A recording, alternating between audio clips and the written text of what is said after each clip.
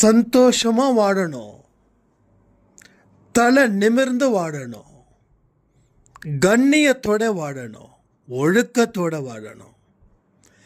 இந்த ஆசை இருந்துச்சுன்னா இது நிறைவேறும். உங்களுடைய எண்ணத்தின் அடிப்படையில் உங்க வாழ்க்கையே கடவுள் இன்று ஒரு அற்புதத்தை இந்த பதிவின் மூலம் ஏற்படுத்துவார். பிரச்சனைகளை பார்த்து பயங்க, முடியாதுன்ற வார்த்தை இனி உங்க அகராதியில இல்லை. கணவன் மனைவி எப்படி இருந்தா பிரியாம இருப்பாங்க? உறவுகளுக்கு ஏற்பட்ட விரிசல், அந்த விரிசலை எப்படி சரி பண்ணலாம்? கடவுளுடைய ஒரு விஷயத்தையும் புட்டு புட்டு இந்த பதிவு வைக்குது.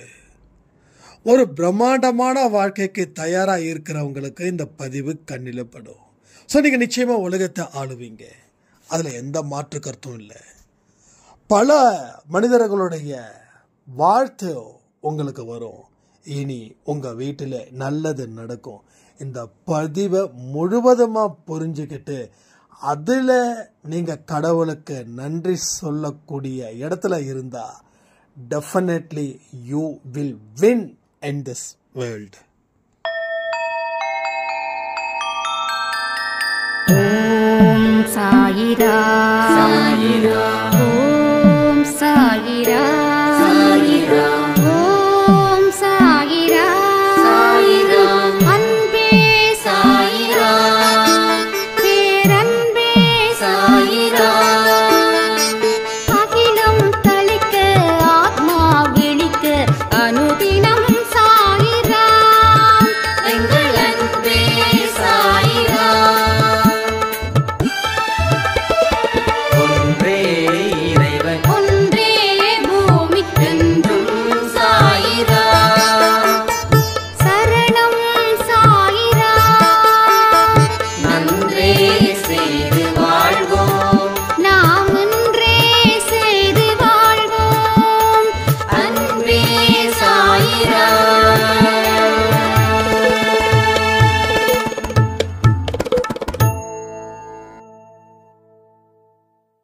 சாயிரா.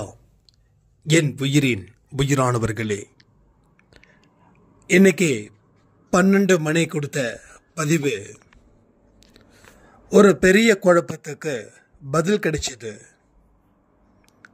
இல்லைன்னா இது இன்னும் பல வருஷம் இந்த மாதிரியான சில முட்டாள்தனமான வேலைகளை தொடர்ந்து செஞ்சுக்கிட்டு வாழ்க்கையில் தொடர்ந்து ஏமாந்துக்கிட்டு முட்டாளாகவே வாழ்ந்து இந்த பூமிக்கு சுமையா நாங்க இருந்திருப்போம் அப்படின்னு சொல்லியிருந்தாங்க. கடவுளுடைய விருப்பம் எதுவோ அதை நான் அன்பே சாயில பிரதிபலிக்கிறேன். நம்ம சாயப்பாவுடைய ஒரு விஷயங்களும் தான் இங்க நாம சொல்லுறோம். அவர் உங்களுக்கு என்ன முக்கியமான செய்தியை சொல்லணுமோ அதை உங்கள ஒருத்தவனா இருந்து ஏன் மூலமா உங்களுக்கு சொல்லிக்கிட்டு இருக்காருன்றத நான் பரிபூரணமா நம்புறேன். தாழ்ந்து போறதால குற்றம் இல்லை, ஆனா தாழ்ந்துகிட்டே இருந்தா அது குற்றம். நம்ம கடமைகளை செய்துக்கிட்டு நான் அதிகாரம் மிக்கவனா இல்லாம நான் என்னைக்கும் பணிவு கொண்ட மனிதனா இருக்கிறதுல எந்த தப்பும் இல்லை. ஆனா எந்த வேலையையும் செய்யாம எந்த முயற்சியையும் செய்யாம தொடர்ந்து தாழ்ந்துகிட்டே இருந்தாதான் பிரச்சனை. கடவுள் உங்களுடைய வளைந்து போன முதுகெலும்ப நிமிர்த்தணும்னு நினைக்கிறாரு. பல பிரச்சனைகளை பார்த்து பார்த்து 6 அடியா இருந்தவங்க 5 அடியா போயிட்டாங்க, 5 அடியா இருந்தவங்க 4 அடியா போயிட்டாங்க. நீ நிமிர்ந்துதான் வாழணும், தலை குனியக்கூடாது. நிமிர்ந்து வாழ்வதற்கு நீ என்னென்னலாம் செய்யணுமோ அது எல்லாம் தான் இங்க சொல்லிக்கிட்டு இருக்காரு கடவுள். வாழ்க்கைன்றது சாபம் இல்லை, அது உனக்கு வரும். அது வரன்னு உனக்கு புரிஞ்சாதான் நீ வாழவே முடியும். அது சாபம் அப்படின்னு மனசுல எங்கேயாவது ஒரு மூலையில வச்சிருந்தா அது கேன்சர் மாதிரி உடம்பு ஃபுல்லா பரவிடும். அப்போ வரத்தை தான் கடவுள் கொடுத்திருக்காரு, சாபத்தை கொடுக்கல. அப்ப சாபம் எங்கிருந்து வந்தது? நீ எந்த விஷயத்தையும் சரியா புரிஞ்சிக்காம வாழும்போது வந்தது. நீ நேரத்தை பயன்படுத்தாம இருக்கும்போது வந்தது. எப்பயுமே உனக்கான ஒரு பொன்னான நேரத்தை நீ ஒதுக்காம அந்த நேரத்தை நீ மொபைலில் தொலைச்ச, டிவியில் தொலைச்ச, தூங்கி தொலைச்ச, கவலைப்பட்டு தொலைச்ச. இப்படி ஒரு இடத்துலையும் நேரத்தை தொலைச்சு தொலைச்சு தொலைச்சு வாழ்க்கைய கடவுள் கொடுத்த வரத்தை நீ சாபமா நின்று வேடிக்கை பார்த்து அழுதுகிட்டு இருக்க.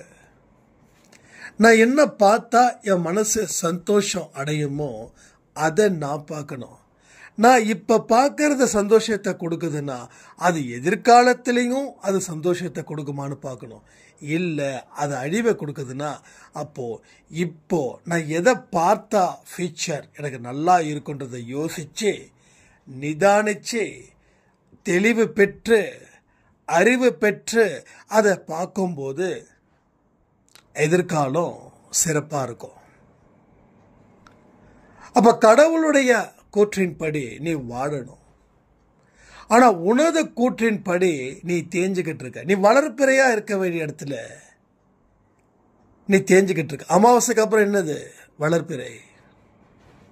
இப்போ பிறை வளரணும், ஆனா தேயக்கூடாது. ஏன்னா இப்பதானே தேஞ்சோம். அப்ப தேஞ்சுக்கிட்டே இருந்தா அப்ப நிலாவே இல்லாம போயிடும். வாழ்க்கையில அப் அண்ட் டவுன்ஸ் வர்றது நேர்க்க. It's natural.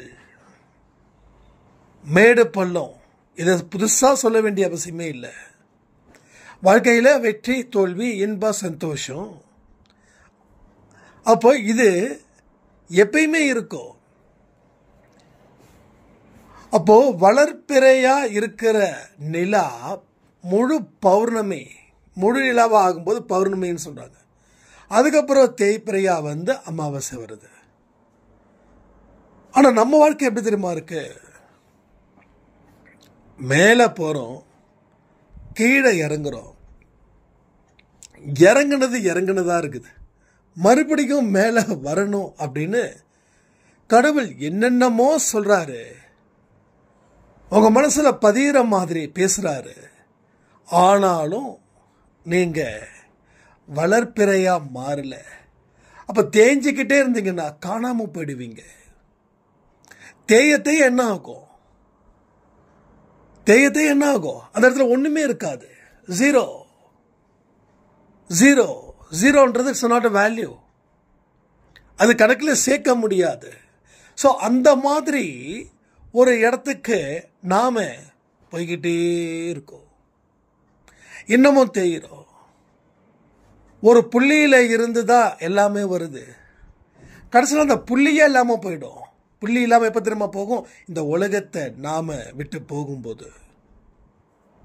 ஆரம்பத்தில் சந்தோஷமா ஹாப்பியான மூமெண்ட்ல இருந்திருப்போம். கொஞ்சம் பிரச்சனைகள், எங்கேயோ வண்டி அசைஞ்சிருக்கும். அசைதேன்னு நினைச்சு பயந்து சரி பண்ணாம விட்டா அந்த வண்டி கவுந்துடும். கவுந்த வண்டி நிலத்துல கவுந்தா பரவாயில்ல, ஒரு 1000 அடி போட்டி கொடைக்கானல்லாம் போனீங்கன்னா எப்படி இருக்கும்? அது மாதிரி விழுந்துடுது. ஸோ அப்படிப்பட்ட வாழ்க்கையை தான் நம்ம வாழ்ந்துக்கிட்டு இருக்கோம். திரும்ப திரும்ப வாய்ப்புகள் வந்துகிட்டே இருக்குது. உசாரம் கேட்குறாங்க, வாய்ப்புகள் எப்படி கண்டுபிடிக்கிறது? நான் அதான் நினைச்சேன். நல்ல அருமையா கேட்குறாங்க. ஏன்னா நாம சொல்லியிருக்கோம், நீ உயிரோட இருக்கிறதே வாய்ப்புக்காக தான் அப்படின்னு. அப்போ வாய்ப்புகள் எப்படி வரும்னா, அவங்களுக்கு என்ன நினைப்பு? கதவை தட்டி யாராவது வாய்ப்புகள் கொடுப்பாங்க. யாராவது ஒரு 3ஆவதா ஒரு ஆளு வீட்டுக்கு வந்து தேவையான அத்தனை உதவிகளும் செய்து சந்தோஷமா, உன் சந்தோஷத்துக்கு குறைச்சல் இல்லையே அப்படின்னு சொல்லி வாழ்த்து விட்டு போவாங்கன்னு நினைக்கிறாங்க போல. ஸோ அவங்களுக்கு அதில் பதில் சொல்லல, பதில் கொடுக்குற வாய்ப்புகள். நீங்கள் இப்போ உயிரோட இருக்கீங்க, உங்களை அடிச்சா வலிக்குது, உங்களை கில்லுனா வலிக்குது, உங்களை புகழ்ந்தா உங்களுக்கு உணர்வு இருக்குது, சிரிக்கிறீங்க, சந்தோஷம் அடைகிறீங்க. ஸோ நீங்கள் வாய்ப்புகள் உங்களுக்கு இந்த நிமிஷம் இருக்கு, இந்த நொடி இருக்கு. கீழே விழுந்தா நாம் என்ன பண்ணணும்? எழுந்திருக்கணும். எழுந்திருக்க சக்தி இருக்கு, கை இருக்கு, கால் இருக்கு. கை இல்லைனாலும் நம்பிக்கை இருக்குது, கால் இல்லைனாலும் நம்பிக்கை இருக்குது. அந்த நம்பிக்கை அப்படின்ற கையை பிடிச்சி எந்திரி, உன் வாழ்க்கையே செமையா இருக்கும்.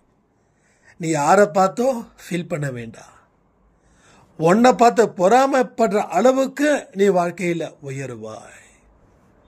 உன்னை பார்த்து பொறாமைப்படுவாங்க உன் குடும்பம், உன் சொந்தம், உன் பந்தம், உன் தெரு, உன் ஊரு, இந்த நாடு எல்லாமே பெருமைப்படும், எல்லாமே பெருமைப்படும். ஸோ வாழும்போது எப்படியோ, ஆனால் இறக்கும் போது பெருமையோட செத்துப்போ. எல்லாத்தையும் செய், உன்னால முடியாதுன்றது எதுவுமே இல்லை. இந்த நிமிடம் கூட என்னால் முடியலன்னு சொல்லி ஏன் எங்கிட்டு இருக்க? முடியாத விஷயத்தை உனக்கு கொடுக்கல. உனக்கு கொடுக்கப்பட்ட சவால்கள் கடவுளா இருக்கிற எனக்கு தெரியும். அதை நீ கடப்பன நம்பிக்கை தான் அந்த சவால்களை கொடுக்குற. ஆனால் உன் மீது உனக்கு நம்பிக்கை இல்லைன்னா அதை எப்படி கடக்க முடியும்? அப்போ எல்லா இடத்துலையும் வாய்ப்பு இருக்கா? எஸ். எல்லா இடத்துலையும் அந்த சவால்களை என்னாலே கடக்க முடியுமா? எஸ். நோன்ற பதிலே இல்லை, எல்லாமே எஸ். சாய்ப்பாக்கிட்டே வந்ததுக்கு அப்புறம் எல்லாமே everything is yes. Everything is possible. Everything is possible. உங்களால் முடியாதுன்றது ஒரு வார்த்தை இனி வாழ்க்கையிலே இல்லைன்ற அளவுக்கு கடவுள் உங்க கூட இருந்து உங்களுடைய ஒரு போராட்டத்தையும் உங்க கையை கோர்த்துக்கிட்டு அவரும் இருப்பார்ன்றதை நீ ஏன் மறக்கிற? மறக்க வேண்டியதை மறக்கல, மறக்க வேண்டியதை மறக்கல, மறக்கவே கூடாதுன்ற விஷயத்தை ஏன் மறந்து போற? கடவுள் இருக்கிறாருன்னு 1000 லட்சம் கோடி தடவை சொல்லியாச்சு. ஆனா பிரச்சனைகள் வரும்போது இதை மறக்கிற. இதை மறக்க கூடாது. நீ மறக்காத. போல்டா இரு, தைரியமா இரு. ஆணா இருந்தாலும் சரி, பெண்ணா இருந்தாலும் சரி, உன் கை கால் ஊனமா இருந்தாலும் சரி, நீ திடகாத்திரமா இருந்தாலும் சரி, ஒரு விஷயத்தை முடிவு பண்ணிக்கோங்க. கடவுள் இருக்கிறார், சாயப்பா இருக்கிறார். உங்களுக்கு விடப்பட்ட ஒரு சவால்களையும் உன்னால சாதிக்க முடியுன்றதுக்குத்தான் இத்தனை சவால்கள். மலைச்சு போய் நிற்காத. மலைச்சு போய் நின்னா மயக்கம் போட்டு விழுந்துருவ. இவ்வளோதானா நினைச்சு உன் வேலையை ஸ்டார்ட் பண்ண. பிரச்சனை பாதி முடிஞ்சது. முயற்சி செய்யும் போது இருக்கிற பாதியும் காலி. வாழ்க்கையில் வெற்றி அடைஞ்சிடுவேன். வெற்றின்றது ரொம்ப ஈஸிங்க. நான் இப்போ திரும்ப சொல்கிறேன், வெற்றி அப்படின்றது ஈஸி. கொஞ்சம் ஒரு 1 வீக் முன்னாடி ஏதோ ஒரு இன்ஸ்டாவில் ஏதோ நம்ம போஸ்ட் போட்டுட்டு யாரோ இது பண்ணாங்க. ஜஸ்ட் லைக் தட் பார்த்துக்கும் போது யாரோ ஒருத்தவங்க வாழ்க்கையில் ஏழை ஆகணும்னா எனக்கு ரொம்ப சிரிப்பாக இருந்தது. வா சூப்பர், இப்படிலாம் கூட பேசலாமா அப்படின்னு. அவர் என்ன சொல்கிறாரு, ஏழையாக இருக்கணுமா, தொடர்ந்து காலையில் லேட்டாக எழுந்திரிங்க. 2வது, எந்திரிச்ச உடனே உங்கள் ஃபோனையும் இன்ஸ்டாகிராமையும் வாட்ஸ்அப்பையும் பாருங்க. என்னென்னமோ சொன்னார். அந்த 5 பாயிண்ட்டை பண்ண நீங்கள் ஏழை ஆகிடலாம் அப்படின்றார். அப்போ அது மாதிரி தான் நம்ம செஞ்சுக்கிட்டு இருக்கோம் லைஃப்பில். அது மாதிரி தான் செஞ்சுக்கிட்டு இருக்கோம். 4 மணிக்கு உறக்கம் கலைக்கணும். அது அந்த உறக்கத்தை கலைக்கிறது தான் உனக்கு வச்சிருக்கிற சவால். முடியுதா? முடியாது இல்லை. 4 மணிக்கு முடியாது. நாம் இன்னைக்கு பதிவில் கேட்கும்போது எஸ், ஏன் என்னால் முடியாது அப்படின்னு சொல்லி ரொம்ப நல்ல பிள்ளையா பயங்கரமான எதையுமே நான் தட்ட மாட்டேன், சொன்னதை அப்படியே காப்பாற்றுவேன் அப்படின்னு சொல்லி 4 மணிக்கு அலாரம் வைப்போம். இந்த 4 மணிக்கு அலாரம் வைக்கலன்னா கூட ஒரு 7 மணிக்கு எந்திரிச்சிருப்போம். ஆனால் 4 மணிக்கு அலாரம் வச்சுட்டு 8 மணிக்கு எந்திரிப்போம். என்ன இது? அவர் கடற்கிறாரு, அவரே தூங்கிட்டு இருப்பாரு. யாரு? என்ன? இல்லை எத்தனை பேர் மனசார நினைச்சாங்கன்னு எனக்கு தெரியல. ஏன்னா சம்டைம்ஸ் வந்து நம்ம அன்பே சாய் ஃபேமிலி திடீர்னு வந்து அன்எக்ஸ்பெக்டடாக நம்ம வீட்டுக்கு வரும்போது அது என்னோட ஒரு பேட் டைமாக இருக்கும்னு தோணுது. நான் ஒரு 3 மணிக்கு 4 மணிக்கு தான் வந்திருப்பேன். நான் அந்த உடனே கதவை தட்டு இது பண்ண உடனே வீட்டில் அம்மாவோ அப்பாவோ இல்லை விஷ்ணுவோ கதவை திறக்கும்போது அப்போ தான் பல்ல ப்ரஷ் பண்ணும்போது அது வந்து அதை நான் பெருசாக எடுத்துக்கல சொல்கிறேன். அப்போ என்ன தோணும்? அடப்பா, அவர் நம்ம இன்னைக்கு வீட்டுக்கு போகணும். அவர் எத்தனை மணிக்கு? 7:30 மணிக்கு தான் எந்திரிக்கிறார். எஸ், உண்மை. ஏன்னா நான் தூங்குறதே 4 மணிக்கு தானே தூங்குறேன். ஏன்னா நான் ட்ராவல் பண்ணுறேன், வரேன். ட்ராவலில் என்ன ஸ்லீப் கிடைச்சிட போகுது? சான்ஸே இல்லைல்ல. ஸோ ஜஸ்ட் மெசேஜ் பாருங்கள். நான் முடிஞ்ச அளவுக்கு எல்லாம் ஃபாலோ பண்ணிட்டு தான் இருக்கேன். தினமும் நான் ஆரத்தி எடுக்கிறேன். மார்னிங் ஆரத்தி என்னால் எடுக்க முடியல, நைட் ஆரத்தி டெஃபினட்டாக நான் எடுத்துடுறேன். அவன் டெஃபினட்டாக சச்சரித்தம் அந்த பெரியவர் சொல்கிறத நான் கேட்டுடுறேன். ரொம்ப சந்தோஷமாக, ரொம்ப ஹாப்பியாக, நல்ல வைபோட நான் இருக்கேன். நல்ல வைப், பெஸ்டான வைபோட நான் இருக்கேங்க. பட் எதை பற்றியும் கவலையே படுறதில்லை. ஏன்னா முடியுன்றது ஆட்டோமேட்டிக்கலி எனக்கு என் ரத்தத்தில் கலக்குது. எப்படி கலக்குதுன்னா, நீ உயிரோட இருக்கிற அந்த ஒரே வார்த்தை தான் எனக்கு இப்போ வரைக்கும் அந்த வைப் இருக்குது. நீ உயிரோட இருக்கிற, நீ உயிரோட இருக்கிற, நீ சாகல. நீ செத்தாதான் நீ ஃபீல் பண்ணணும். நீ உயிரோட இருக்கும்போது நீ எதுக்கு ஃபீல் பண்ற? எத்தனையோ தாண்டி வந்துட்டோம், எவ்வளவோ பண்ணிட்டோம். இது ஒரு படத்தோட எவ்வளவோ பண்ணிட்டோம். இதை பண்ண மாட்டோமா? அந்த ஹீரோ எதை வச்சு சொல்கிறான்னு எனக்கு தெரியாது. பட் வந்து ஒருவேளை வில்லனாக இருந்தால் வந்து அது தப்பாயிட போகுது. பட் சொல்லக்கூடிய வார்த்தை சொல்கிறேன். எவ்வளவோ செஞ்சாச்சு, எவ்வளவோ அனுபவிச்சாச்சு, இதை தாண்ட முடியாதா? ஒரு 500 கிலோமீட்டர் நீங்கள் ட்ராவல் பண்ணிங்கன்னு வச்சுக்கோங்களேன். வீட்டை விட்டு கிளம்பும்போது அப்பாடா 500 கிலோமீட்டர், ஐயோ உடம்பெல்லாம் வலிக்குமே, உடம்பெல்லாம் வலிக்குமே. திடீர்னு வயிற்ற வேற கலை கடிச்சுன்னா எங்கே டாய்லெட் போகிறது? எப்படியோ நல்லபடியாக போய் சேர்ந்தா போதும்னு சொல்லி காரில் ஏறி உட்காந்து அடுத்த 1 ஹவரில் உங்களுக்கு வயிற்ற கலக்கும், நிச்சயமாக கலக்கும். ஏன்னா நாம் காரில் அதை ட்ராவல் பண்ணுறதுக்கு முன்னாடியே நம்ம தெளிவான மனநிலை எடுத்துட்டோம். வயிற்ற கலக்குச்சுன்னா போகிற வழியில் டாய்லெட் இருக்கணும், ரெஸ்ட் ரூம் இருக்கணும். அது எப்படி இருக்குன்னு தெரியல, நீட்டாக இருக்குமா? எஸ், யோசிக்கிறோமா இல்லையா? ஆண்களும் சரி பெண்களும் சரி இதை யோசிப்பாங்க. அப்போ ஜஸ்ட் 500 கிலோமீட்டர், 500 கிலோமீட்டர் ரைட்டா? இப்போ எதனாலன்னா பயத்தால் வைத்த கலக்குது. 500 கிலோமீட்டர். சரி, நம்ம ஒன்று திங்க் பண்ணலாமே, 500 கிலோமீட்டர் தானே, ஜஸ்ட் ஒரு 100 கிலோமீட்டருக்கு ஒரு ரிலாக்ஸ் பண்ணுறது போயிடலாம். ஒரு 4 தடவை ஒரு டீ ஷாப் போயிட்டு, கொஞ்சம் ரெஸ்ட் ரூம் போயிட்டு, அப்படி கொஞ்சம் ஃப்ரீயாக போய்க்கலாமே, என்ன இப்போ? அப்படி நினச்சி பாருங்களேன். அந்த 500 கிலோமீட்டர் போகிறதே தெரியாது. நீங்கள் செக் பண்ணி பாருங்கள். இங்கே எத்தனையோ பேர் ட்ராவல் பண்ணுறீங்கல்ல, சும்மா ஜஸ்ட் லைக் ட்ராவல் பண்ணி பாருங்கள். எங்கிட்ட ஒரு சாய்ராம் சொன்னாங்க, பெங்களூர் டு சென்னை போகிறேங்க, ட்ராவல் நல்லபடியாக போகணும், ப்ரே பண்ணிக்கோங்க. நான் ப்ரே பண்ணிக்கிறேம்மா. இல்லைங்க, எனக்கு கொஞ்சம் அடிக்கடி இந்த லூஸ் மோஷன்லாம் போகும் அப்படின்னாங்க. நான் தான் சொன்னேன், லூஸ் மோஷன் போகும்னு நினச்சா கண்டிப்பாக போகும், அது எங்கே இருந்தாலும் போகும். பட் இதே ட்ராவல் நீங்கள் பண்ணிங்கன்னா என்ன தான் ப்ரே பண்ணாலும் அது உங்களுக்கு நடந்தே தீரும். அப்படி ஐயோ என்ன இப்படி சொல்கிறீங்க? பட் நம்ம என்ன தான் ப்ரே பண்ணாலும் நீங்கள் அந்த இடத்துல ஸ்ட்ராங்காக இருக்கணும்ல. இப்போ நிறைய பேர் வந்து அண்ணா ப்ரே பண்ணிக்கோங்க, எஸ் ப்ரே பண்ணிக்கிறேன் அப்படி.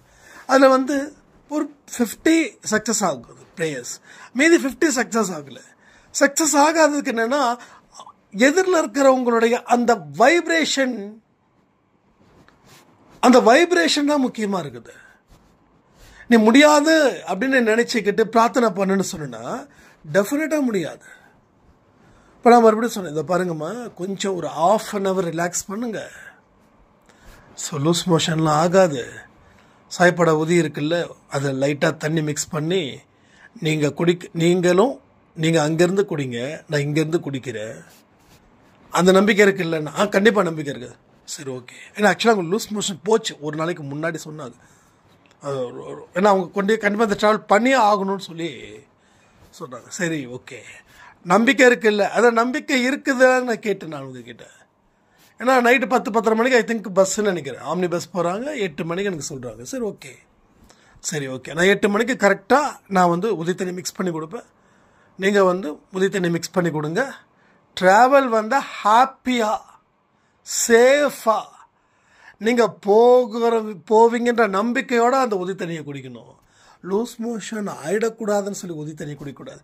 லூஸ் மோஷன் ஆகக்கூடாதுன்னா லூஸ் மோஷன் ஆகும். ஹாப்பியாக சந்தோஷமாக நல்ல ஜாலியாக இந்த ட்ராவலை பண்ணணும்னு நினைங்க அப்படின்னு போனவொடனே அடுத்த நாள் காலையில், சாரி, நான் மொபைல் பேட்டரி ட்ரை ஆயிடுச்சு, அதனால் ஆஃப் ஆகிடுச்சு. நேற்று நைட்டு ட்ராவல் பண்ணது அவ்வளோ எனர்ஜெட்டிக்காக இருந்தது. என் பக்கத்தில் ஒரு சின்ன குழந்தை, அந்த குழந்தைய பார்க்கும்போதெல்லாம் அந்த குழந்தை என்கிட்ட அவ்வளோ அன்பாக இருந்தது.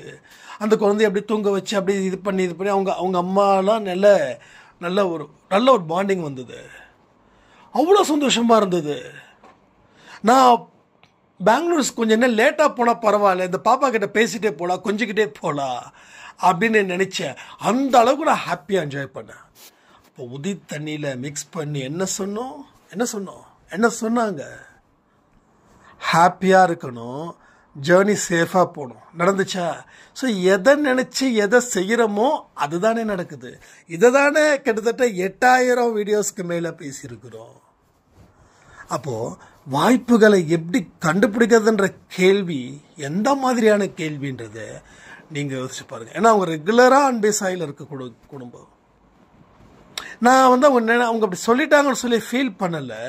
எனக்கு ஒரே கஷ்டம், ஏன் நம்ம இன்னும் புரிகிற மாதிரி சொல்லணுமான்ற மாதிரி எனக்குள்ள ஒரு கில்ட்டி ஃபீல் ஆகிடுச்சு. இப்போ நம்ம 30 நிமிஷம் பேசுகிறோமே, அப்போ இனிமேல் ஒவ்வொரு ஆடியோவும் 1 hour பேசணுமா? அப்படி பேசினா தான் அவங்க கேட்பாங்களா? அப்போ தான் உங்களுக்கு புரியுமா? அப்படின்ற மாதிரி ஆயிடுச்சு.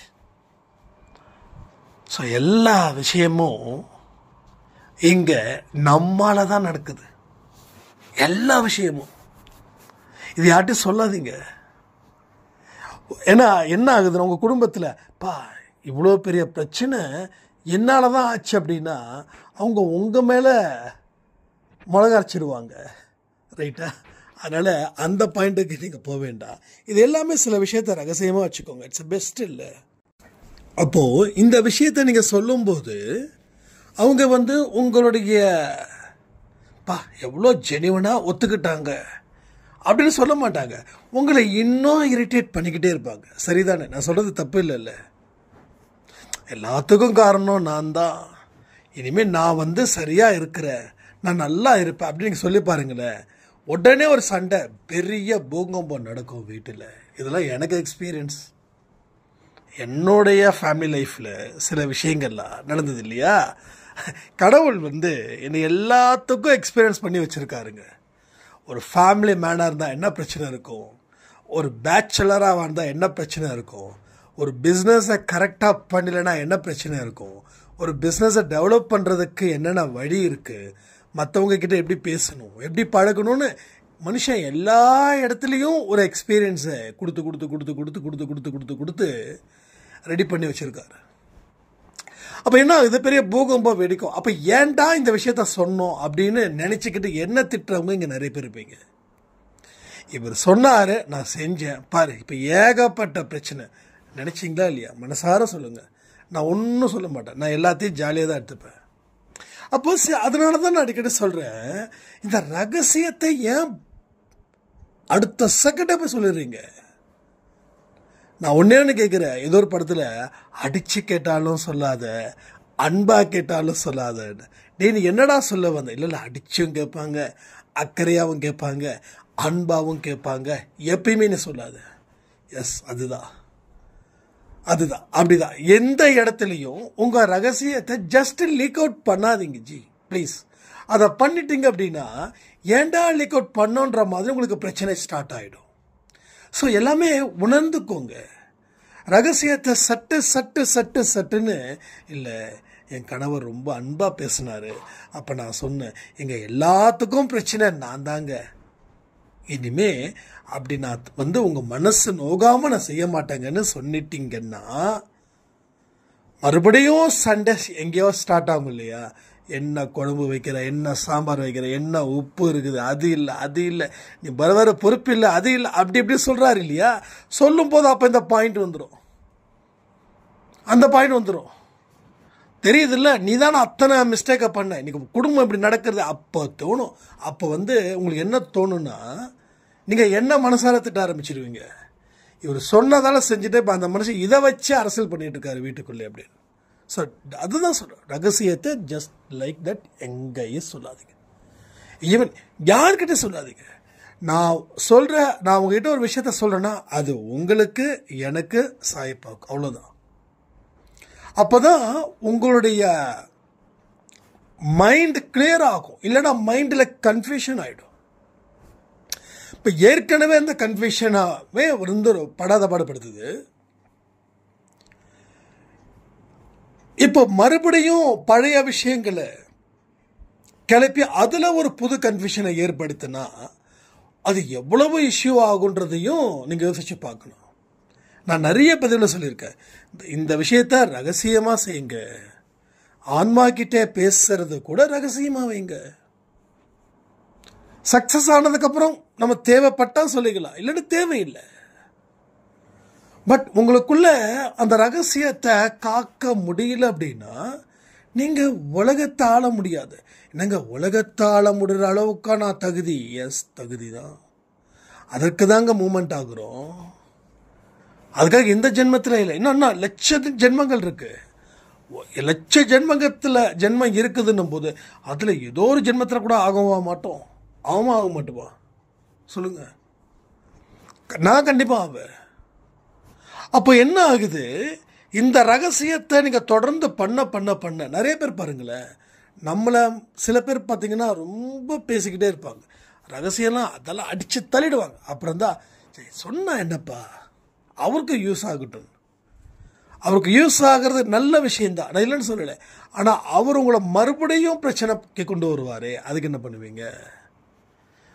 நமக்கு என்றைக்குமே ஒரு எமோஷ்னலாக சம்டைம்ஸ் நம்ம ரொம்ப முடிவெடுத்துடுறோம் எமோஷ்னலி.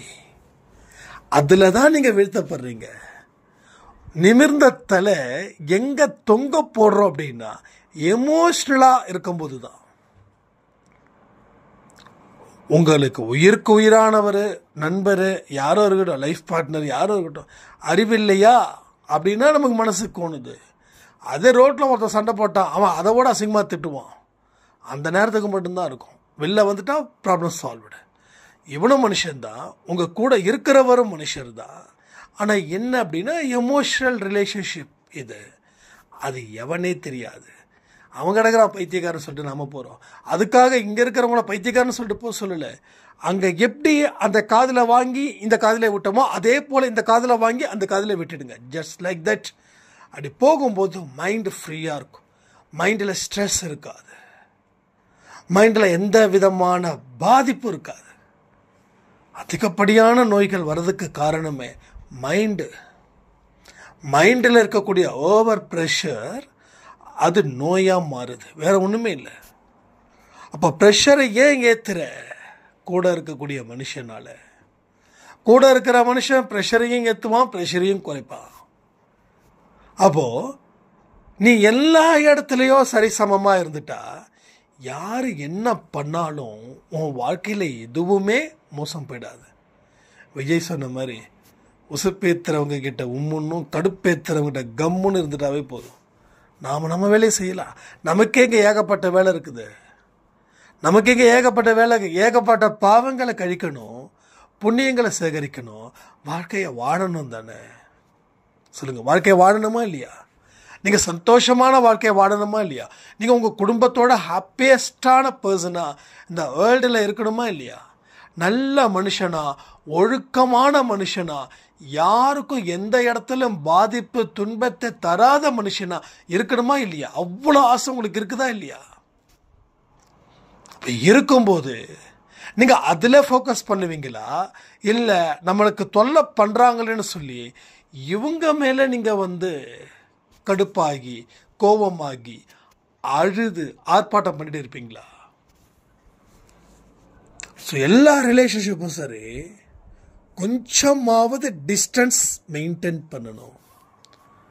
என்னோட ஃப்ரெண்டு ஒருத்தர் ஜபா அப்படின்னு,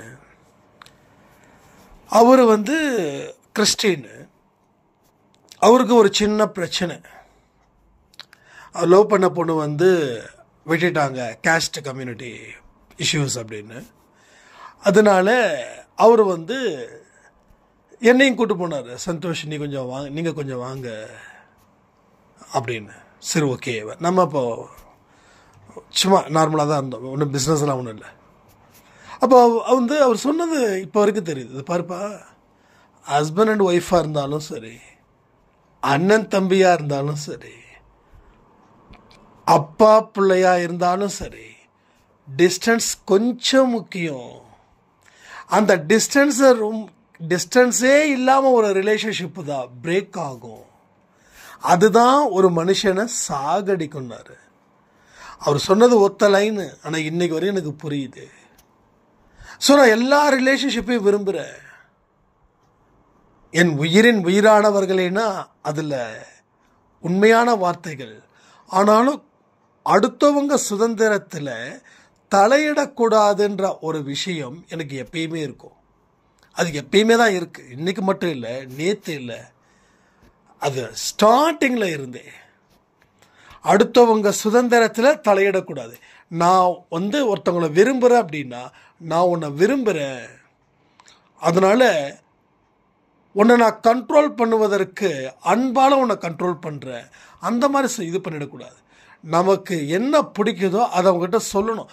ஆனால் நமக்கு பிடிக்கிறத தான் அவங்க செய்யணும்னு சொல்லக்கூடாது. அதுதான் சைக்கோத்தனன்றது. அப்போ ரிலேஷன்ஷிப் ரொம்ப க்ளோஸாக இருந்துச்சுன்னா பிரிவு நிச்சயம்.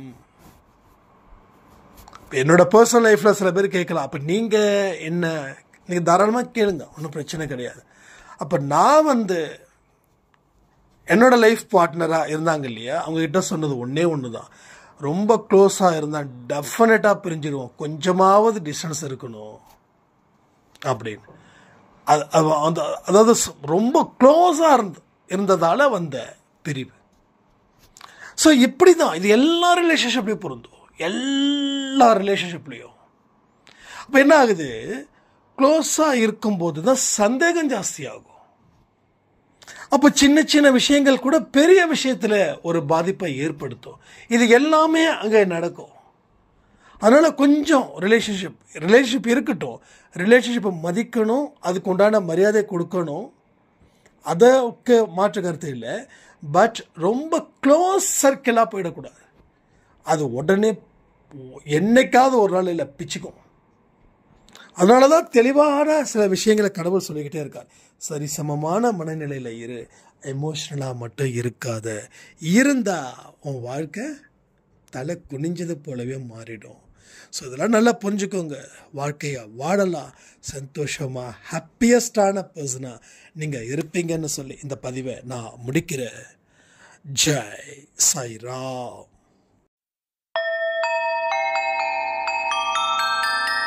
ஓம் சாயிரா. ஓம் சாயிரா.